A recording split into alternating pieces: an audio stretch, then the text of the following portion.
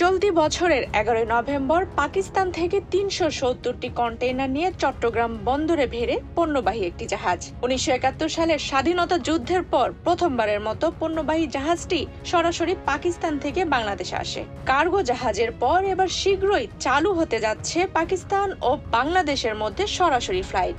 আর এমনটি হলে দুই দেশের ব্যবসায়িক সম্প্রদায়ের মধ্যকার সম্পর্ক শক্তিশালী হবে উল্লেখযোগ্যভাবে। পাকিস্তানের বন্দরনগরী করাচিতে নিযুক্ত বাংলাদেশের deputy high commissioner SM. Mahbub Alam এই ঘোষণা দিয়েছেন।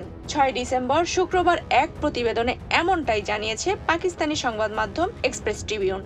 Double million offer, Walton fridge কিনে পেতে পারেন ২০ লক্ষ টাকা, রয়েছে কোটি কোটি টাকার নিশ্চিত উপহার। বাংলাদেশের ডেপুটি হাই কমিশনার জানিয়েছেন, পাকিস্তানের হায়দ্রাবাদে দুই দেশের আমদানি ও রফতানি কারকদের জন্য একটি প্রদর্শনী আয়োজন করা হবে। একই সঙ্গে ২০২৫ সালের জানুয়ারিতে ঢাকায় আয়োজিত হতে যাওয়া বার্ষিক বাণিজ্য প্রদর্শনীতে পাকিস্তানের ব্যবসায়ী সম্প্রদায়কে অংশগ্রহণের আহ্বান জানিয়েছেন তিনি।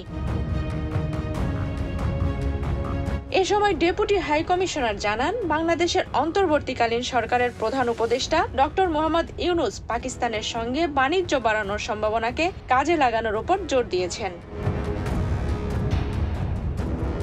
বাংলাদেশকে অত্যন্ত আকর্ষণীয় বাজার হিসেবে বর্ণনা করে হায়দ্রাবাদের ব্যবসায়ী সংগঠনকে ঢাকায় একটি প্রতিনিধি দল পাঠাতে বলেছেন মাহবুবুল আলম।